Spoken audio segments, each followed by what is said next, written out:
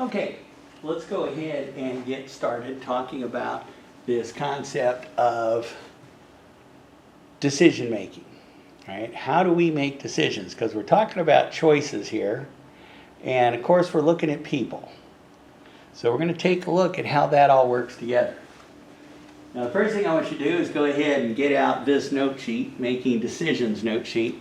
What we're going to do is we're going to talk about this part and this part right now, and then we'll pick it up and finish off with this part. So, as we look at it, we know that up across the top, we have this here again. The first video we looked at, we mentioned what economic is. Right? Economics is the study of choices made by people in a scarcity. So that's kind of a key thing. You got to remember that part. But then why we study it. And this is where we went into the production possibility model. Houston, we have a problem. We study it because we want to be efficient in our limited resources to meet those unlimited wants. And then last, why is the goal? I mean, you can know what it is, you know why we study it, but what's the goal of all of this? And that is to improve the standard of living of a country's citizens. Right? So that's the key we're looking at. Right? That's what we want to do. So let's start out with the way we think. And I'm coming in and out of the picture here because this last video card gave me some problems, and I just want to make sure we are still recording, which we are. Good. All right, remember, we always use assumptions to simplify things. All right? Simplify things. We want to focus on what really, really, truly matters. Now, here are the four general assumptions. The first one is we look at rational self-interest. In other words, what's in it for me? Okay, what's in it for me? Now, that's not being selfish, all right? If you think about it, every time there's a decision that you make, you're looking at what's in it for me, that cost-benefit analysis. Now, the benefit could be all kinds of different things, but you're still looking at how it works with you, okay? We make informed decisions. Right? Now, informed decisions, we actually use the scientific method. Now, what do I mean by this scientific method? Well, we actually learned what it was somewhere between the 3rd and 5th grade, but we've actually been doing this all of our lives, and we continue to do it now. We just don't write it down. So let's take a look at it. All right? An example. First off, we ask a question. We should get to work on time. Right? There's the question. Now we're going to define some relevant variables that go with that, such as I'm never going to lose my car keys. The car is going to start. Right? These kind of things. So we just throw a couple of assumptions up there, and then we decide we're going to use research, but we got to focus on it has to be unbiased and a positive economic statement, not a normative statement. Now we're going to get a little bit more into those a little bit later, but basically we're looking at just the facts, okay? Then I'm going to form a hypothesis, which remember is nothing more than a best guess. Now, on this best guess, what I'm going to do is I'm going to say if I leave my house at 8, I'm going to get to work at 9. So there's my best guess. Then I test it, right? I actually leave at 8, and for the whole month, I check to see when I get to work. And then at the end of the month, I look at the data. Now, if I left at 8 and I got to work at 8:50 and I was at my desk by 9 o'clock, boom, it works. Great, I'm done. But what if I leave at 8 and I get there at 8:20? So I'm twiddling my thumbs for 40 minutes. Well, that doesn't work. Or what if I left at 8 and I got there at 9:10? That doesn't work. Now, there's two things I can do. I can just say, the heck with it, I'm never going to go to work again, and that's it. And then I go hungry and homeless and all that kind of stuff. Or I go, the time seems to be the problem. Maybe I need to modify my hypothesis, change the time I leave. And then I go back in and I test it. So I leave at 8:30, I get there at 8:50. I'm at my desk by 9 o'clock. Good to go. Now, we don't write any of that down because it's all up here, right? Remember, our brain is a very, very powerful instrument. So we don't write it down, but we use it. We also build models to go ahead and help us make decisions. Right? Now we just built a couple of models so that we can see how that works. But I'll bet right now, if I went ahead and said, close your eyes and tell me how you get from your house to work, a map would all of a sudden appear in your head, and you'd be naming off the streets and the turns and maybe even some problems on getting to work. Right? Again, it's all up here. Rarely do we write down stuff, which sometimes, because we forget up here, tends to be a problem. We do a lot of graphs, okay? That's where the graphs come in the economics book. But we do make informed decisions. The thing about it, though, is it's as much as I need to know. Meaning that if all of us were making a decision, I might decide I need this, this, this, and this. Somebody else might decide they need this, this, this, and this. Somebody else might decide they just need this and this. Somebody else might just say, I'm going to go with my gut and that's it. And then we make the decision, right? Ever been that person that somebody goes, didn't you think of this, this, this, and this? You go, no. All right, that's the typical answer I get from my 16-year-old. Why not? I didn't think about it. Well, there you go. Right? But we do make informed decisions, but again, remember, it's not necessarily with all the information. We're also creatures of habit. Right? We do things all the time, generally the same way. I would almost bet money on the fact that if it's late at night, you're coming home, you're tired, but you need a gallon of milk, you're not going to go ahead and take the extra time to drive to Walmart or one of the other stores. I'll bet there's a convenience store close to your house that you're going to stop and get that gallon of milk from. And I'll bet that gallon of milk is going to cost more than if you went to Walmart to buy it.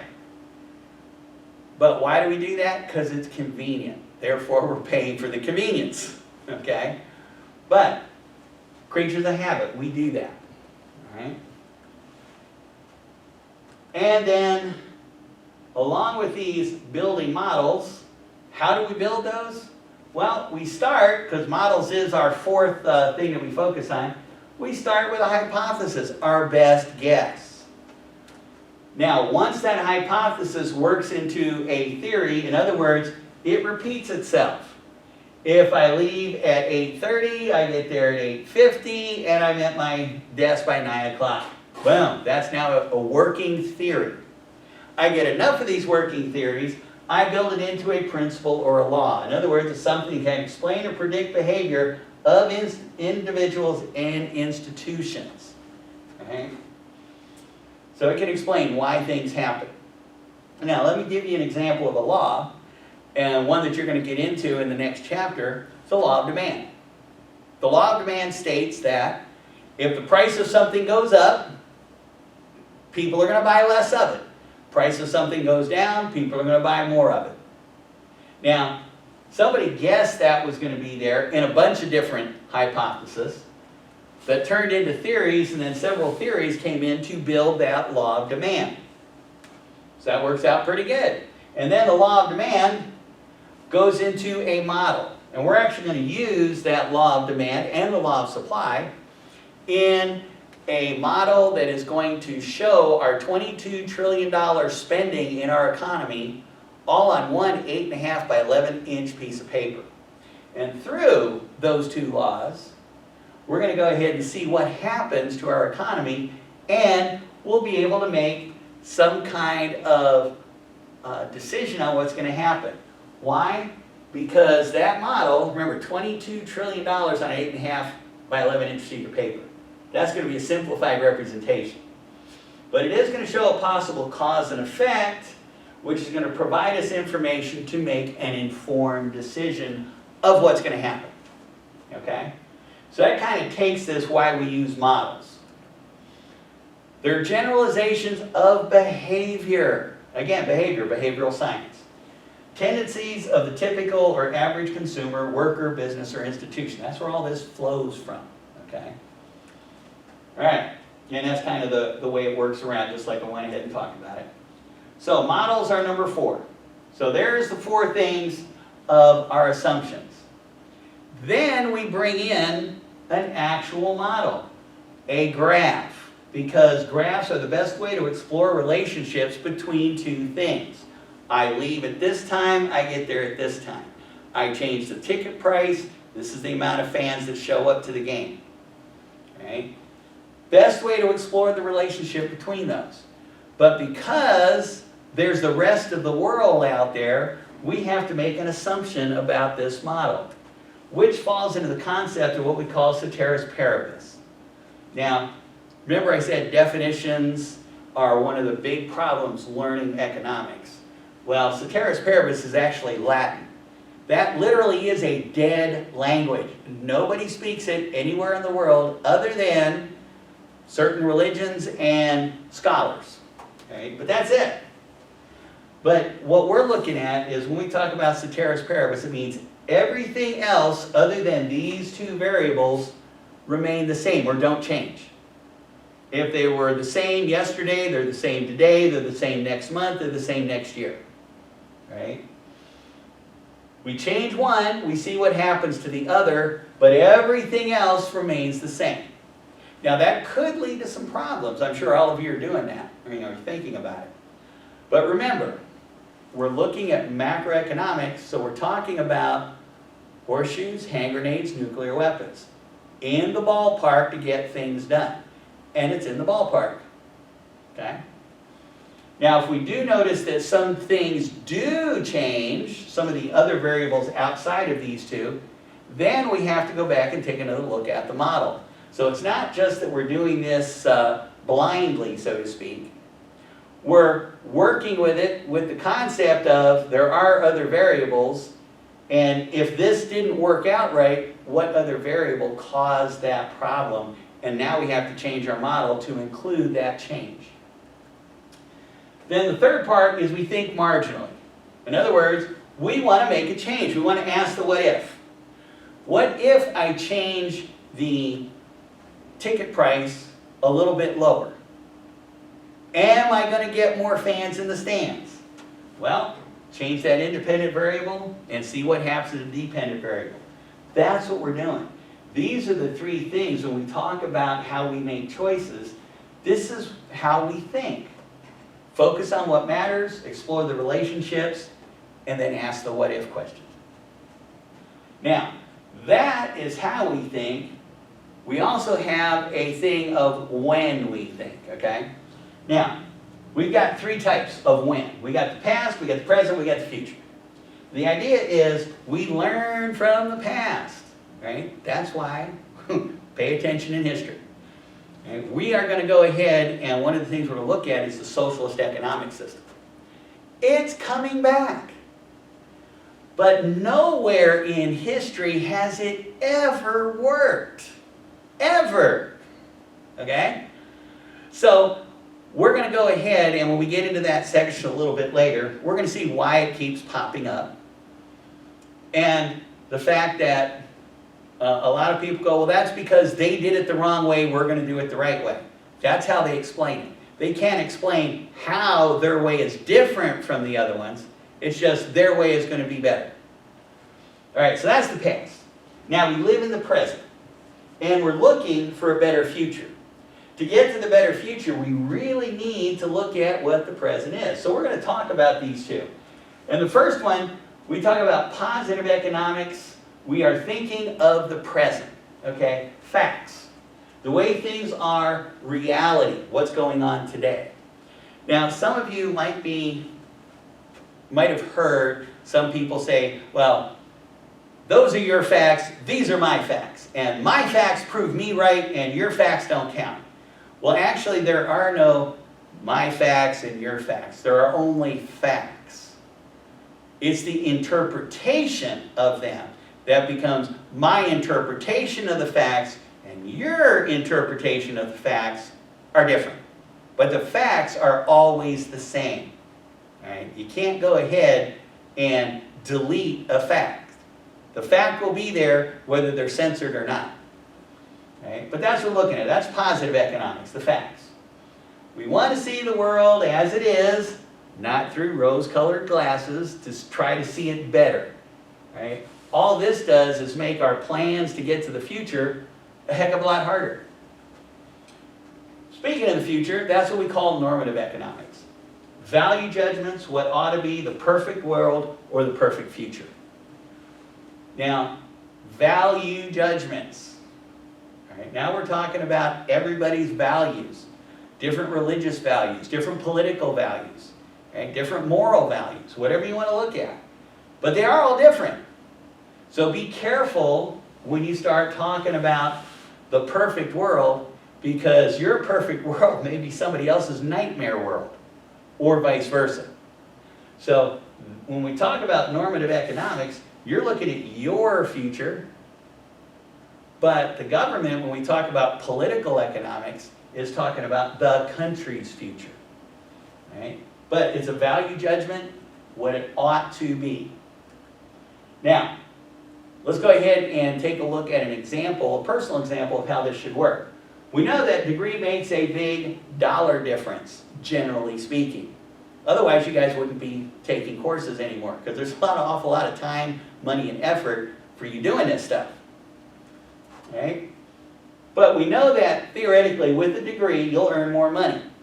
Right? Statistically, somebody that just gets a high school diploma and somebody that gets a bachelor's degree, through their lifetime, so the one with the bachelor's degree is going to go ahead and earn twice that amount. But does that mean somebody with a high school diploma isn't going to earn any money? Well, the answer to that's no. Just ask Oprah. Okay?